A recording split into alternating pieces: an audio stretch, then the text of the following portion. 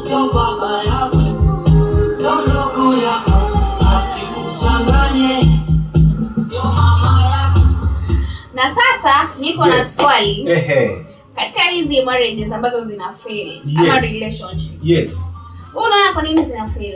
Most of the times mimi nafikiria hivi, nafikiria wanawake wamefika mahali ambapo ile hali ya support kwao imekuwa ngumu sana.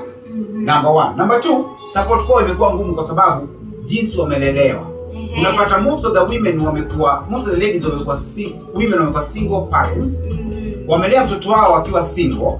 Mtoto wake kagrow akiwa single, hajazoea kuona mwanaume kwa hiyo nyumba. Ama akiona wanaume anawaona wengi.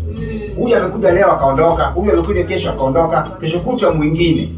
Sasa inakuwa ile agar kuweza kumaintain one person inakuwa kwake ngumu kwa sababu mama yake amekuwa kimwona vipi? The same. What do you think about that? Sisi wanaume wawajibike. Wanaume waende kazi, wafanye kazi, waweze kutuprovidea. Mimi naona hivi.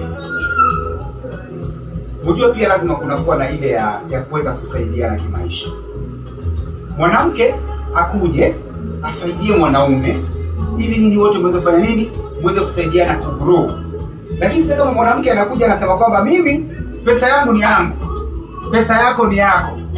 Mtaweza kusaidiana vipi jamani? Mwanaume aende kazi a man is a provider. Unakubaliana na pesa yako ni yako, pesa mwanaume ni mwanaume, ama pesa ikuje watu waweze kuweka pamoja waweze kufanya kazi? Pesa yangu ni yangu. What do you mean pesa yako?